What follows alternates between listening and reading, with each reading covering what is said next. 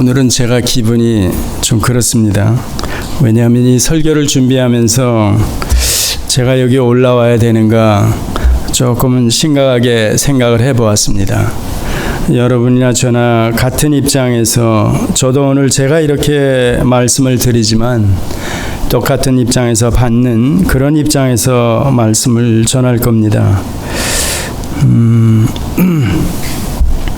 거룩, 여기 16절에 보면 내가 거룩하니 너희도 거룩할지어다. 저희가 믿음이라는 그 용어 자체, 단어를 가지고 여러 차례 저희들 이제 돌아보고 그랬죠. 그게 명사형이고 또 동사형이다 그래가지고 동명사형이다. 그러니까 어떤 추상명사로 저희들이 그 단어를 이해하면 안 된다. 그러는 것들을 저희들이 알고 있습니다. 거룩도 사실상 여러분들이 생각하기에 하나님께만 해당되는 그런 단어이며 또 그런 내용들이 아닌가 이렇게 생각하기 쉽습니다. 그런데 이 거룩이라는 단어도 오늘 여기 나와 있는 대로 이렇게 우리에게도 무언가 부탁하는, 믿음이라는 단어가 그냥 추상명사 이런 식으로가 아니라 거룩도 마찬가지입니다. 하나님께만 해당되는 영광이나 이렇게 존귀, 또 하나님의 사역 중에서 창조 혹은 은혜, 또 이런 식으로 그 하나님에게만 해당되는 그런 단어 의미가 아니라는 거죠. 그러니까 이 거룩도 결국은 우리에게서 하나님의 속성 중에 하나이지만 이 거룩이 드러나야 된다. 사실은 이 말이죠. 여러분 이미 다 아시죠. 그런데 이게 보통 이렇게 쉬운 건 아닙니다. 또 이 거룩에 대해서 많은 사람들이 이렇게 거부감을 일으킬 수가 있고, 또 그건 하나님께만 해당되는 그런 용어이며, 또 그런데 왜 굳이 거룩이라는 말을 꺼내가지고 이렇게 부담을 주는가, 이렇게도 생각할 수가 있습니다.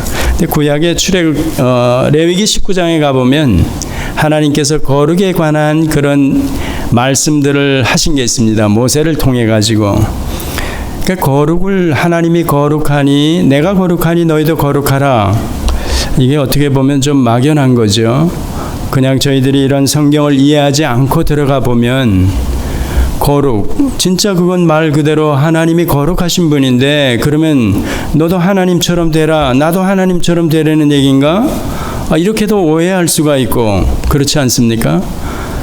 그런데 이 거룩이라는 게 하나님의 어떤 속성 중에 하나인데, 또 그리고 공유할 수 있는 속성입니다. 그렇기 때문에 이 거룩을 우리에게도 요구하시는 겁니다. 우린 그래서 이 거룩이라는 용어를 잘 사용 안 하고, 거룩한 백성이 되었다, 또 성도라 이러면서 구별된 자들, 하나님께서 우리를 죄악으로부터 건져내서 구별시켜 준 자, 그래가지고 거룩한 백성 혹은 거룩한 자, 그런 자들에게 붙여지는 이름 성도라, 이렇게 저희들은 받습니다. 또 성도 이꼴 교회로까지 이렇게 설명을 하면서, 근데 성도라 그러면서, 그러면 성도가 구별된 자가 그러면 어떻게 이제 예를 들면 살아가야 되는가, 이런 얘기를 했을 때 그 기준이 애매모호해지는 겁니다. 그러니까 거룩 그대로 사용하면 오늘 이 말씀처럼 내가 거룩하니 너희도 거룩하라 이렇게 나오면 거룩하신 분을 우리가 닮아야 되는 건가? 예, 그렇습니다. 그 거룩하신 분 기준에 맞게 우리에게서 거룩이 드러나야 된다는 얘기입니다. 이러니까 이게 보통 스트레스 받는 게 아니죠. 저도 이 준비하고 또 전에도 이런 생각을 좀 해보았지만 상당히 부담스럽습니다. 다른 어떤 것보다. 차라리 저희들 쉽게 표현하는 대로 구원 얻은 이후에 우리가 성화의 과정을 걸어가야 된다. 성화 이게 훨씬 더 부담이 덜한 겁니다. 근데 이 거룩이라는 것은 하나님의 속성, 제가 쉽게 설명하는 거로 하나님의 사랑과 공의가 하나로 설명하는 걸 거룩이다 이랬을 때, 그러면 우리에게서 사랑과 공의로움이 그냥 가지고 있어야 되는 겁니다. 이게 드러나줘야 된다는 겁니다. 출애굽기 19장에 가보면 제가 미리 한번 말씀을 드리죠. 재판할 때 너는 가난한 자라 그래가지고 동정심이 유발돼가지고 그에게 뭐 이렇게 적당히 편의를 봐줘라 이거 얘기 안 합니다. 또 부자라고 그 아첨하는 자 앞에서 내가 아첨하듯이 유전무죄 이런 식으로 내가 해도 안 된다 그렇게 얘기합니다. 그런 걸 보고 공의입니다. 하나님의 속성 중에 공의로움. 그러니까 거룩함 안에 들어가 있는 그런 공의로움이 바로 이런 겁니다. 가난한 사람이 뭐 잘못했다고 봐주고 이게 아니라 부자가 돈이 좀 있다고 봐주는 게 아니라 공의롭게 판단을 해서 저지를 해야 된다. 그런 얘기입니다. 사랑은 하나님의 사랑이 그 독생자를 아끼지 아니하시는 사랑이 우리에게 드러났습니다. 우리를 위해서 허락하셨습니다. 그러면 우리에게서도 그 하나님을 사랑하고 또한 그대로 또 이웃을 향해서 사랑이 드러나야 된다. 그 얘기입니다. 그러니까 하나님이 거룩하다는 그 속성은 공의와 사랑이 하나로 가지고 있는, 조금은 어렵죠. 예, 그렇습니다. 그러니까 이게 그러면 어떻게 내가 하나님이 거룩하신 분인데 그분이 저보고 우리에게 내가 거룩하니 너도 거룩하라. 그러면 제가 구체적으로 어떤 삶이나 저의 어떤 모습이 어떻게 드러나야 이게 거룩한 겁니까?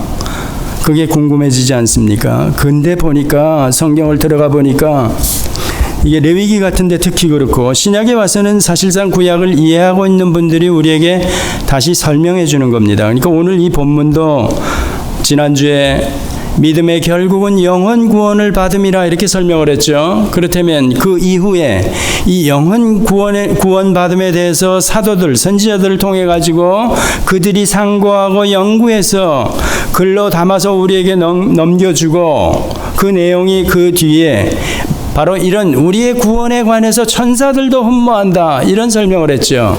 그러면서 이 구원은 결국은 믿음의 결국은 영혼 구원을 받는 거다. 제가 그 영혼이 세퍼레이트가 아니라 그랬죠. 전인적인 그런 구원이라고 지난주에 설명을 드렸습니다. 그렇다면 그 이후에 이 수신자도 마찬가지, 오늘 우리도 마찬가지, 그 어떤 박해와 어려운 처지에 있어도 그러므로 하면서 오늘 본문이 들어가는 겁니다. 그러므로 너희 마음의 허리를 동이고 근신하여 예수 그리스도에 나타나실 때에 너희에게 가져올 은혜를 온전히 바랄지어다. 이렇게 얘기하는 겁니다. 믿음의 결국은 영혼 구원, 그 구원은 절대로 하나님께서 포기치 못하고 완성시키시는데 구원 얻은 이후에 하나님의 백성으로 이 땅에 내가 살아가는 동안 박해와 위험과 어려움이 많을 거다. 그 얘기입니다. 근데 그럴 때 내가 어떻게 해야 되느냐? 이 믿음을 지키며 결국은 하나님께서 계획하시고 완성시키실 이 구원을 우리 쪽에서도 반응해야 되는데 오늘 이 본문입니다. 허리를 동이고 근신하여 그리스도에 나타날 때까지, 계시록 표현으로 얘기하면 마라나타 하면서 우리가 주님을 기다리고 그래야 된다는 겁니다. 온갖 박해와 어려움, 개인적으로 당하는 그 어떤 일도 참으면서 견뎌가야 된다는 겁니다. 그러면서 14절에 뭐냐면 이런 과정을 겪어가다가 너 이런 거 나오면 안 된다는 얘기입니다. 내가 전에 순종하는 자식처럼 이전 알지 못할 때 쫓던 사욕을, 이런 얘기 나오죠. 저나 여러분에게 해당되는 겁니다. 그 이전에 제가 세상에 있을 때 무슨 짓을 했는지, 죄악 가운데 있었을 때 하나님께서 은혜로 건져내셨는데 그런 세상이나 이런 것들 때문에 다시 흔들리면 안 된다는 얘기입니다. 오히려 그때 내가 쫓던 그 사역을 본삽지 말고 지금 15절에는 오직 너희를 부르신 거룩한 자처럼 너희도 모든 행실에 거룩한 자가 되라. 모든 행실에 너무 부담됩니다. 그렇죠? 모든 행실, 가정에서나 직장에서나 이 사람을 만날 때나 저 사람을 만날 때나 24시간 전체가 다 모든 행실에서니까 거룩한 자가 되라. 하나님을 닮으라. 쉽게 얘기하면 그겁니다. 하나님이 거룩하시다. 그렇지 않습니까? 거룩하신 분, 그분을 닮는 모습이 저에게서 행실로 드러나야 된다는 얘기입니다. 그런데 이 말을 베드로가 구약을 끌고 와서 하는 얘기입니다. 출애굽기 19장에 보면 내가 거룩하니 너희도 거룩할지어다. 이스라엘 백성들에게 하나님께서 그들을 건져내시고, 레위기 19장에 건져내시고 내 백성 삼은 다음에 그들에게 내가 거룩하니 너희도 거룩할지어다. 그런 얘기했습니다. 그리고 19장, 레위기 19장 이하에 쭉 나오는 그 내용이 무언가 하면 거기서 아까 저지할 때 어떻게 하라는 것도 나오고, 제가 전에 한번 말씀을 드린 적이 있죠. 제가 오레곤에 살 때 잠깐 사는 동안에 그 지나가다가 보니까 그 밭에 마늘밭이고 뭐건 농작물을 이 사람들이 수확해 가지고 왔는데 저희들의 눈으로 볼 때는 뭐 이게 그냥 먹을 만한 것들이 너무 많이 떨어져 있는 거예요. 이게 웬 떡이야? 한국 사람이 지나가면 어떻게 된다 그랬죠? 싹 없어지죠. 근데 이 성경을 만약에 여러분들이 이해한다면, 만약에 지나가면서 예를 들어서 마늘밭을 지나갔다, 무슨 뭐 땅콩밭을 지나갔다, 그들은 이 성경에 근거해 가지고 모퉁이까지 다 걷어들이지 않은 겁니다. 저희들이 룻기를 봐도 알지요. 보아스 그 이삭 죽기 하는 거 왜 그런가? 성경이 그렇게 얘기하는 겁니다. 너희들은 가난한 자를 생각해라. 이렇게 양식 때문에 이렇게 어려운 사람들이 있다. 혹 그들이 지나가다가, 내 밭을 지나가다가 뭔가 손으로 집어서 먹거리가 해결될 수 있도록 넌 다 거두지 마라. 모퉁이까지 다 걷어들이면 안 된다. 이런 얘기입니다. 근데 저희들이 지나가면 오레곤에서도 저도 보면 아주 깨끗이 청소를 하는 겁니다. 그건 그리스도인이 지나가면 그렇다는 겁니다. 우리 다 웬만한 사람이 믿는다 그러지 않습니까? 그런데 이 성경에서는 그런 걸 보고 그렇게 남겨두는 것, 그 가난한 사람이나 없는 사람들을 위해서 내가 타작마당을 싹쓸이해서 창고 안에 갖다 집어넣고 이런 게 하나님의 거룩에 위배된다는 겁니다. 거룩한 백성으로 그런 행위가 드러나면 그런 행실은 안 맞는다는 얘기입니다. 대단하죠. 농사꾼을 예를 들은 겁니다. 그렇다면 장사하는 사람이고 사업하는 사람이고 하나님이 거룩하시니까 나도 거룩해야지. 또 이게 실제적인 명령이니까 내가 거룩하니 너도 거룩하라 이랬으니까, 구체적으로 거룩이라는 얘기는 그러니까 아까 제가 처음에 들어가면서 얘기한 대로 추상적인 명사나 이런 게 아니라는 얘기입니다. 교리적으로 하나님이 거룩하신 분이야. 우린 그냥 하나님이 얼마나 거룩하시고 어떻게 거룩하신 분인지 잘 모르지 않습니까? 그냥 막연하게 그냥 하나님은 뭐 위험스럽고 뭐 두렵고 또 존귀하신 분이야, 뭐 이런 걸 다 뭉쳐가지고 거룩하신 분이다, 이렇게 뭐 이해할 수가 있습니다. 그런데 성경은 그게 아니고 하나님의 거룩하심이 모든 삶의 영역에서 우리가 드러낼 수 있는 그런 거룩이라는 겁니다. 그래서 그 텃밭을 얘기하는 거고, 또 사업하는 사람이나 이런 사람들이 가난한 자나 이런 사람들을 생각해서 하는 것, 그런 행실 자체가 거룩이라는 겁니다. 여러분이 거룩을 드러내는 거라는 겁니다. 거룩에 대한 개념이 그러니까 실제적이며 또 우리의 삶에서 하나님이 원하시는, 명령하시는 그런 것들이 그대로 드러내는 것, 그게 바로 하나님의 거룩을 닮아가고 하나님의 거룩하라는 그 명령을 순종하는 거라는 겁니다. 다른 예를 제가 하나 끌고 올게요. 출애굽기는 오늘 레위기 19장은 여러분들이 오늘 집에 가셔가지고 한 두 번은 읽으세요. 한번 읽어보시고 이 거룩이라는 개념, 왜 하나님이 내가 거룩하니 너희도 거룩하라 이런 명령을 하시고 구체적으로 거룩은 뭔가 이랬을 때 실제 삶에서 드러나줘야 된다는 겁니다. 그게 강아지하고 소나 뭐 이런 돼지 새끼하고 드러내는 게 아니라 사람과 사람 관계에서 하나님이 명령하시는 것들이 실제적으로 구체적으로 드러나고 지켜질 때, 그때 바로 너도 거룩한 모습을 드러내는 거라 그러는 겁니다. 굉장히 힘든 겁니다. 그러니까 그래서 제가 이걸 여러분하고 같이 사실은 앉아서 들어야 되는 입장입니다. 저도 어려운 거죠. 제가 민수기를 끌고 오면, 민수기 여러분 잘 아시죠? 민수기 20장 한번 보겠습니다.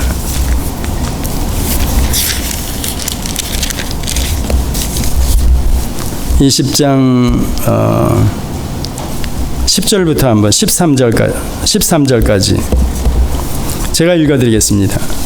모세와 아론이 총회를 그 반석 앞에 모으고 모세가 그들을 위하여 패역한 너희여 들으라.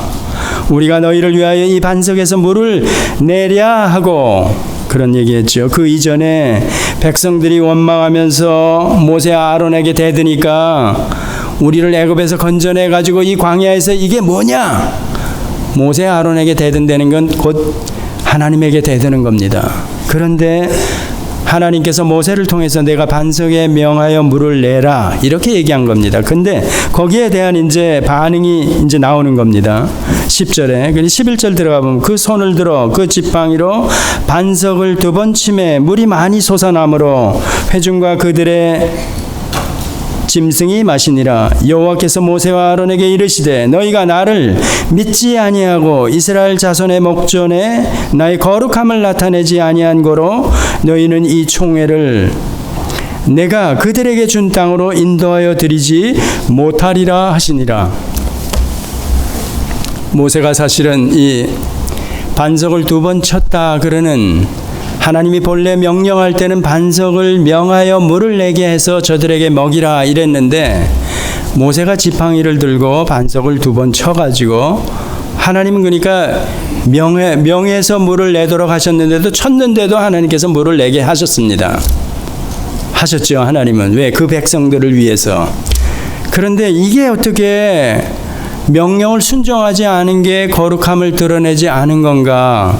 우리는 쉽게 표현하면 말로 해서 반석에서 물을 내라 그랬는데 반석을 쳐서 물을 냈다. 요 어떤 결정적인 행위 때문에 이게 잘못돼서 저 가나안에 들어가지 못했다 이렇게 생각할 수 있습니다. 그 말이 사실 그 말 같죠. 그런데 여기서 중요한 포인트는 하나님의 명령을 순종하지 않았다.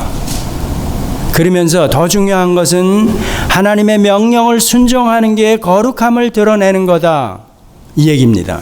여기 그 본문에 나오죠. 저가 나를 믿지 아니하고 이스라엘 자손의 목전에서 나의 거룩함을 나타내지 아니한 고로 이렇게 얘기하죠. 그러니까 아까 얘기한 레위기 19장도 마찬가지. 거룩이 뭐냐? 하나님께서 왜 우리에게 구원 얻게 하시고 거룩을 요구하시는가 이랬을 때, 그 거룩함은 구체적인 우리의 모든 행실에서 드러나는, 하나님이 원하시는, 하나님이 명령하시는 바를 그대로 순종하는 게, 그게 바로 거룩이 되는 겁니다. 그게 바로 하나님의 거룩함을 제가 순종함으로 드러낸다. 여러분이 드러낸다. 그래서 이 사건에서는 모세가 그 하나님의 명령을 순종해서 바위에게 명해서 물이 나게 했어야 되는 겁니다. 그 순종 자체, 또 그렇게 해서 물이 나오는 이 순종하는 것을 보고 하나님의 거룩함을 드러낸 거다. 그렇게 얘기하는 겁니다. 어려운 거죠. 그러니까. 자, 그런데 이게 왜 지금 문제가 되느냐? 이게 사사로운 문제가 아닙니다. 모세하면 저희들이 구약을 돌아보면서 어떤 인물입니까? 전에 저희 수요일에 이제 모세의 믿음에 관해서 돌아보면서 그리스도를 예표했다. 그리고 그가 40년 과정을 거쳐가지고 하나님께서 그를 지팡이 하나 들고 그 백성을 인도해 내가지고 이제 마지막 단계에 와가지고 거의, 그런데 이 명령 하나 순종하지 않았다고, 거룩함을 드러내지 않았다고 못 들어간다는 겁니다. 저희가 이 해석을 어떻게 하든지 상관은 없습니다. 이게 가나안을 만약에 천국으로 예표했다 그러면 이 모세의 죽음 자체도 조금은 문제가 되는 거죠. 이렇게 설명하는 분들에게는 가나안이 뭔가 이랬을 때 그걸 예표적으로 천국을 예표한다, 결정적으로 그렇게 자꾸 몰아가면, 그러면 모세는 어떻게 되는가? 모세는 그는 광야에서 죽었는데, 더군다나 마지막 장면에 하나님이 명하여 거룩함을 드러내라 그랬는데 그 거룩함을 드러내지 않고 지팡이로 했다. 이 지팡이로 했다는 것도 조금만 생각을 해보면 모세의 심정을 여러분들이 잘 보면 모세가 혈기를 부르는 겁니다. 혈기를 부리는데 하나님의 명령을 순종해 가지고 내가 거룩함을, 하나님의 거룩함을 드러내야 되는데 그 백성들 앞에서, 그런데 자기 혈기를 가지고 하나님의 거룩함을 드러내지 못하는 장면입니다. 실제 그렇지 않습니까? 이거 바위를 2번 쳤다, 혈기를 부려가지고. 마음 같아서는 뭐라 그랬겠습니까? 이 백성들에게 그냥 날려버리는 겁니다. 근데 사실 지금 이런 명령이, 하나님의 명령을 순종하는 게 거룩함을 드러내는 거다 이랬을 때, 그러니까 하나님께서 내 명령을 지켜라. 모든 성경을 통해서 신약에도 그렇고 구약에도 그렇고 하나님이 내가 거룩하니 너희도 거룩하라. 하나님께서 우리를 건져내서 구원 얻은 하나님의 백성으로, 내 백성, 생명관계를 만들었기 때문에 하나님께서 우리에게 거룩을 요구하시는 겁니다.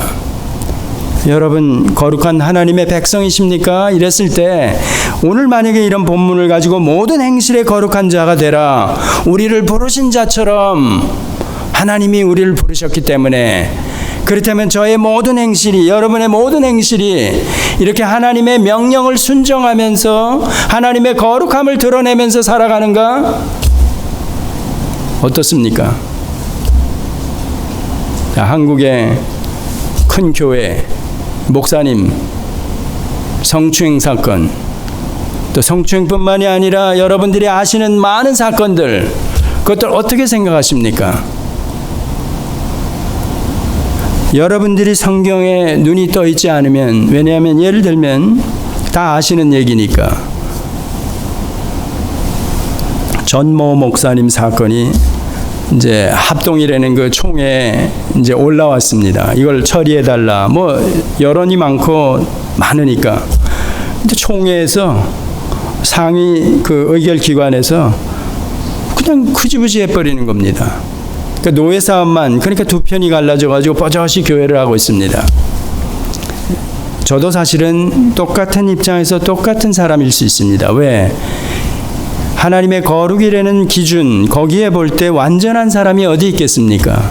그러니까 완전을 기준으로 볼 때는 어느 누구도 다 똑같은 겁니다. 저도 여기 쓸 자격도 없습니다. 여러분도 마찬가지. 구별된 성도로 내가 성도인가? 모든 행실에 내가 거룩한 자인가? 하나님의 명령을 우선 불순종하지 않습니까? 그럼 모세처럼 하나님의 명령을 불순종해 한 차례 그 불순종으로 말미암아 가나안에 들어가지 못해. 그러면 우리가 모든 행실이라 그러면 저의 삶, 하루, 한 달, 그 전, 앞으로 장담 못하죠. 더군다나 완전을 기준으로 만약에 이런 식으로 저에게 너 거룩해, 너도? 만약에 이렇게 되든다면, 이렇게 누가 말한다면 저도 설 자리가 없습니다. 다 똑같습니다. 제가 비난하는 건 아니지만 그래도 최소한도 여러분은 하나님의 백성, 그리고 만약에 이런 부분에서 이런 식으로 저도 그렇고 여러분도 그렇고 다 똑같아. 완전을 기준으로 해가지고 누가 거룩한 하나님 같은 사람이 어디 있어? 그러면 너도 신이야? 너 하나님이야? 이렇게 나올 수 있습니다. 범심론에서는 실제로 그렇게 앞으로 갈 겁니다. 모든 사람이 그러니까 그 진짜 하나님, 유일하신 하나님의 기준에서 우리의 거룩을 비춰보면서 우리가 애써서 이 거룩을 이루어가야 되는데, 우리 안에 계신 성령의 도움을 입어 이루어가야 되는데 이걸 잘라버리는 겁니다. 거기에는 이건 안 되거든.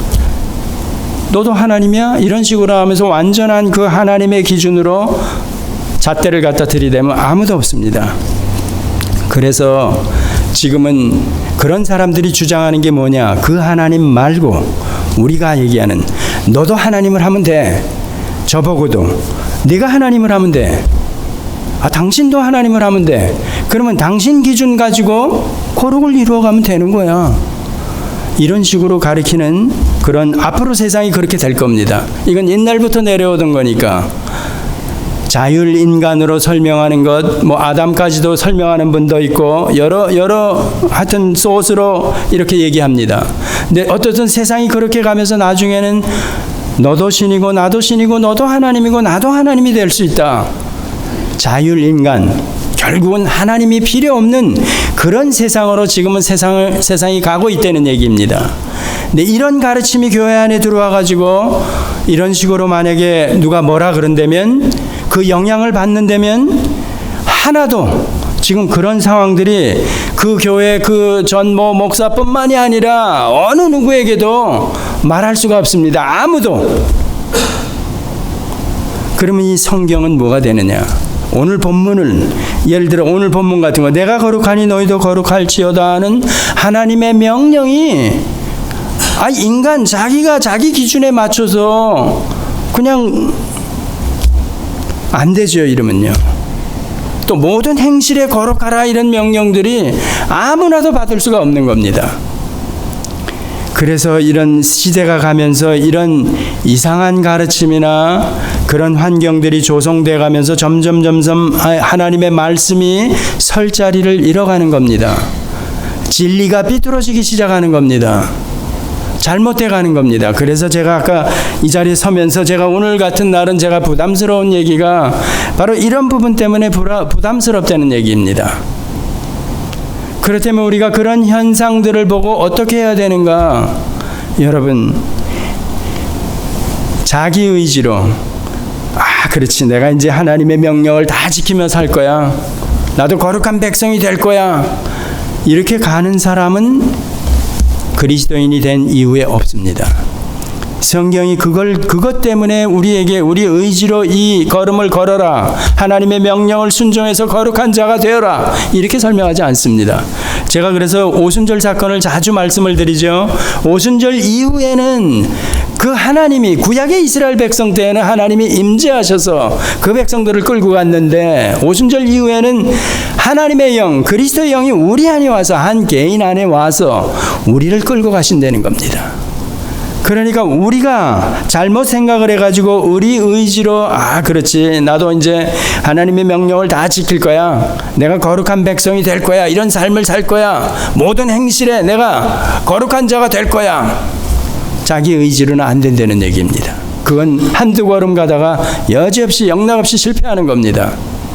그래서 오순절 이후에는 성령이 오셔가지고 나는 아니구나, 내가 하는 게 아니구나 하면서 성령의 도움으로, 성령이 충만함으로 이 걸음을 걷게 하는 겁니다. 오늘 이 본문도 그러니까 오순절 이후이기 때문에 사도 베드로가 이런 내용들을 알고 설명하는 겁니다. 그럼 구약은 어땠는가? 구약에도 마찬가지입니다. 구약에도 성령이 역사하고 어떤 자에게, 그래서 이 명령들을 지키는 자들, 하나님의 거룩을 닮아가도록 그 순종하는 게 그래서 거룩함을 저희가 드러내는 거고 거룩한 백성이 되는 거다. 내가 거룩하니 너희도 거룩하라 하는 그 명령이 부담스럽지 않게 다가올 수 있고 또 지켜줄 수 있다는 겁니다. 그러면서 그 구체적인 예를 레위기 19장에 한 겁니다. 반 얘기했죠. 저지 얘기했죠.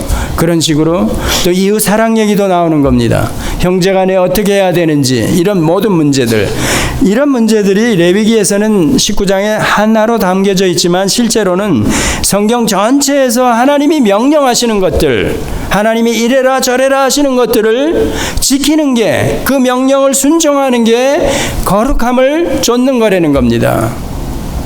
내가 구별된 백성으로 그 거룩이 드러나는 삶이라는 겁니다. 만약에 불순종을 한다, 어떤 명령이든지, 그렇게 되면 어떻게 되는 겁니까? 그건 모세와 같은 그런 처지가 되는 겁니다. 여기서 모세 구원 이런 문제, 가나안 그걸 예표한다, 그런 얘기는 이제 나중에 제가 말씀을 드리고, 일단은 그러면서 우리가 주변에서 드러나는 현상을 가지고만 얘기한다. 저에게서, 여러분에게서 실제로 하루하루 살아가면서 저 같은 지도자 입장에서, 말씀을 전하는 자 입장에서 예를 들면 거룩한 그런 행실, 모든 행실에 거룩한 자가 되어라, 이 명령을 저도 받고 여러분도 받고 다 받고 있는 겁니다. 그렇다면 이 명령을 제가 거역한다, 어떻게 되는 겁니까? 그 결과가 하나님의 명령을 거역하는 겁니다. 하나님의 명령을.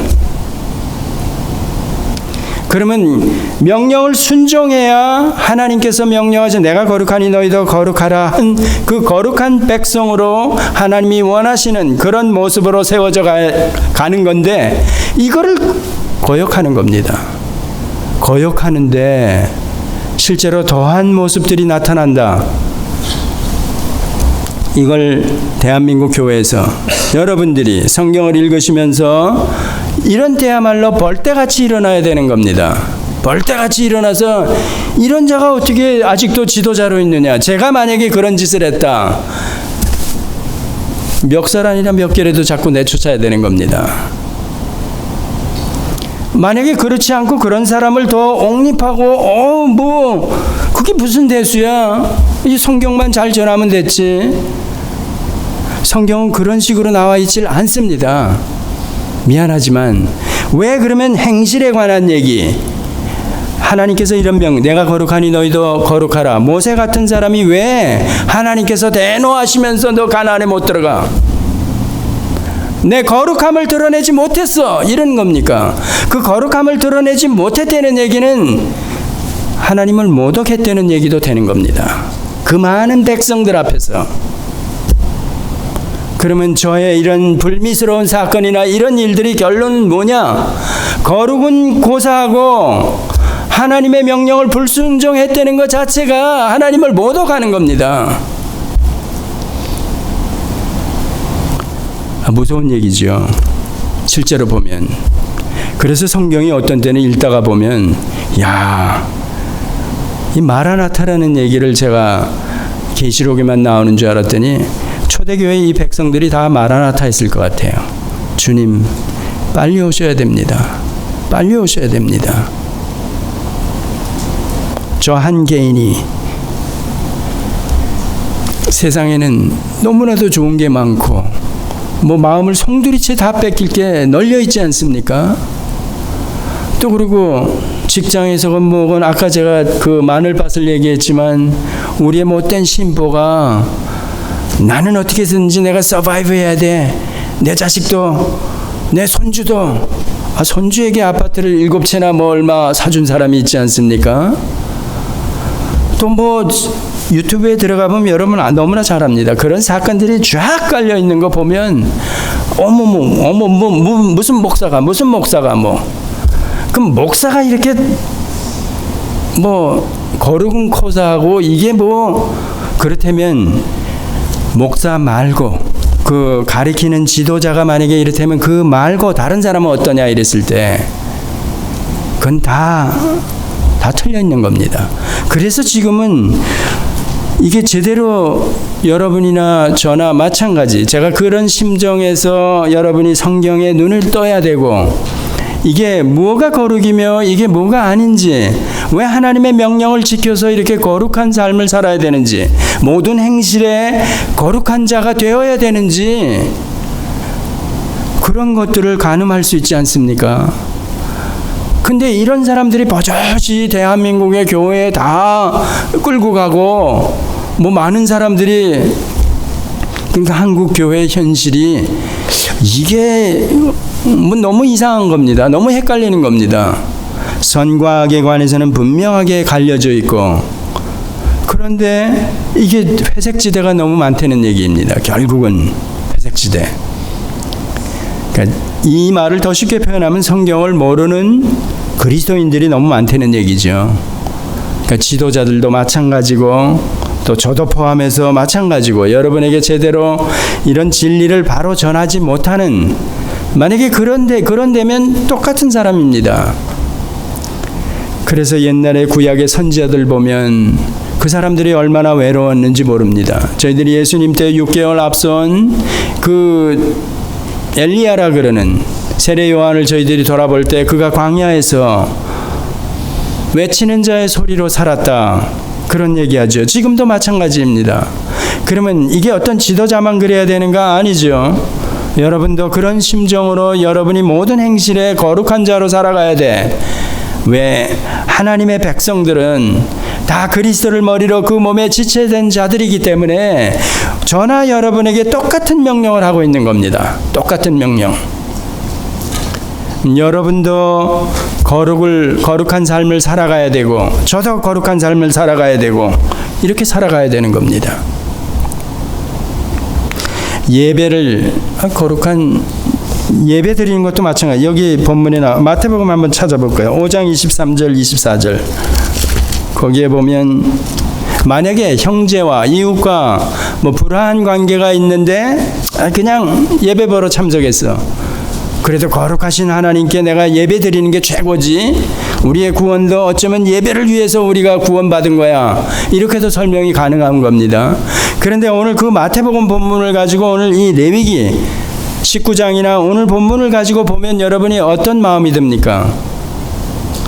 행실에서, 모든 행실에서, 사람과 사람 관계에서 제가 불미스러운 그런 관계가 있는데, 예를 들어서 뭐 아까 반 얘기하면서 내가 예를 들어 농사꾼인데 수확기에 다 걷어버려, 싹쓸이 해버려. 내가 뭐 장사하면서 싹쓸이 해버려. 뭐 나만 위해서 뭐 다 챙기고 이러고, 그러고 교회 나와. 그러고 나와서 예배 드려. 돌아가려는 겁니다. 성경에서는. 저도 돌아가야죠. 오늘 제가 여기 설 자격이 없는 겁니다. 그래서 여러분도 오늘 예배 드릴 만한 미안합니다. 하여튼 본래 본문은 마태복음 그거 얘기하는 겁니다. 야, 그렇다면 이게 성경 말씀이 이게 보통이 아니네. 이런 걸 지킬 사람이 누가 있어? 예, 그렇습니다. 부자가 천국 가는 게 낙타가 바늘구멍으로 뭐라 그럽니까? 근데 하나님은 하실 수 있다 그러는 겁니다. 너무 부담을 드려서 죄송합니다. 그런데 성경에서는 이렇게 얘기를 하고 있는 겁니다. 예배, 그렇습니다. 그래서 예배도 그런 모든 행실에서 거룩한 자로 살아가면서 예배는 특별히 거룩하신 그분에게 우리가 영광과 찬송을 돌려드리는 그런 시간을 따로 갖는 겁니다. 근데 이런 기본을 만약에 여러분들이 안 가지고 있으면 어떤 결과가 생길 수 있는가? 이것 때문에 사실은 제가 이렇게 부담스럽지만 말씀을 드리는 겁니다. 만약에 이런 마태복음 본문을 그냥 대수롭지 않게 넘어가고 또 거룩에 관해서 레위기나 이런 걸 들어보지 않고 오늘 본문도 마찬가지 그런다면 뭐 여러 가지 저희들이 알지 않습니까? 여러분도 알고 저도 좀 알지 않습니까?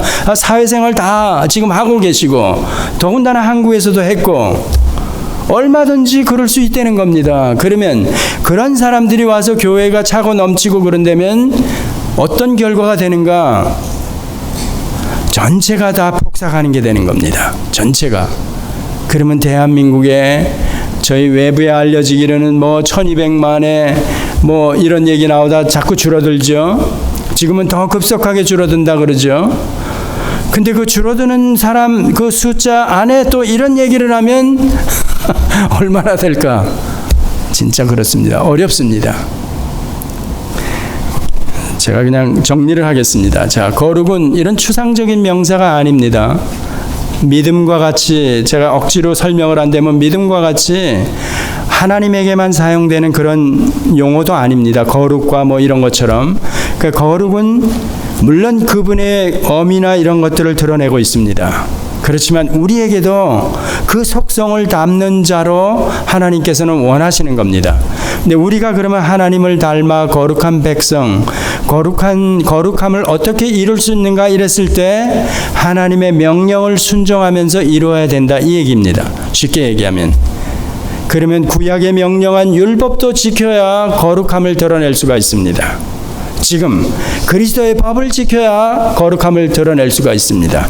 로마서로 가면 생명의 성령의 법, 그 법 아래서 그 법에 순종하면서 살아가면 우리가 거룩한 백성으로 살아가는 겁니다. 그런데 실제적으로 이렇게 이해는 하겠는데 저의 모든 행실에서 그러면 거룩한 자가 되라 그러는 건 부담스러운데요. 예, 그럴 수 있습니다. 그래서 힘든 겁니다. 그래서 구원 얻은 이후에 하나님의 백성으로 제가 세상에서 살아가기가 힘든 겁니다. 그래서 여러분 심정에서 마라나타 하고 그래야 되는 겁니다. 주님 빨리 오셨으면 좋겠습니다. 죽음이나 이 모든 것들이 우린 다 해결된 자 아닙니까? 그러면 이런 어려움을 제가 어떻게, 제 새끼들은 어떻게 하고요? 제 식구들은요? 저만 마라나타 합니까? 아니죠. 그래서 우리가 진짜 하나님의 백성으로 부름받은 자들이 그 남은 여생을 걸어가기가 이게 쉽지 않은 것. 그래서 하나님이 어쩌면 저희 교회에 오늘 이렇게 모여있는 분들을 이렇게 한자리로 모여준 겁니다. 왜? 혼자서는 힘들기 때문에. 나가면 깨지니까. 이것저것 부딪히는 게 너무 많고 송두리째 다 마음까지도 뺏기고 그러니까 다시 또 모이게 해가지고 다시 또 힘을 또 기도하게 하고 이러는 겁니다. 그러니까 이런 생활이 제 개인적인 종말을 맞을 때까지 계속될 겁니다. 여러분 주님이 오실 때까지, 우주적인 종말이 올 때까지도 이런 생활이 계속될 겁니다. 그러니까 구약 기독교 역사를 쭉 돌아가 보면 정말 하나님의 백성들, 이 하나님의 명령을 순종하면서 거룩한 삶을 살려고 애썼던 사람들은 굉장히 힘든 삶을 살았습니다. 그 삶을 제가 감히 여러분들에게 강요를 하는 겁니다. 제가 하는 게 아니죠. 성경이 그렇게 요구하기 때문에 제가 부끄럽지만 그대로 전하는 것뿐입니다. 여러분들이 믿음의 분량만큼 받으시고 오늘 이 본문처럼 너희를 부르신 자처럼 너희도 모든 행실에서 거룩하라. 거룩한 자가 되어라. 내가 거룩하니 너희도 거룩하라. 비단 모세뿐만이 아니라 모세가 그랬다면 하나님께서 지금 우리가 벌어지고 있는 이 교회 안에서 일어나는 모든 불미스러운 일들, 이런 것들은 어떻게 되는가? 그건 다 하나님의 명령을 불순종하면 그거는 다 잘못됐다는 겁니다. 그러니까 하나님의 말씀 기준을 가지고 거룩을 저희들이 목표로 세워야 되는 겁니다. 그러니까 매사에 사람과의 관계에서 거룩을 드러나야 되니까 이게 보통 쉽지 않습니다. 저 사람은 그런 사람이 얼마나 많습니까? 진짜 여러분이나 저나 마음에 드는 사람 꼽으라 그러면 이게 제대로 꼽혀집니까? 나머지는 뭐 그렇고 그래. 마음 못 주지요. 그런 사람과 내가 어떻게 거룩함을 드러낼 수가 있습니까? 그런데 성경은 하라 그러는 겁니다. 하라 그러는 겁니다. 근데 만약에 내 이웃을 내 몸과 같이 사랑하지 않으면 뭡니까? 하나님의 명령을 순종하지 않는 겁니다. 그러면 거룩함을 드러낼 수가 없는 겁니다. 모든 행실에 제가 그 순종함을 못 받아들이는 겁니다. 하나님의 명령을. 기도하시겠습니다.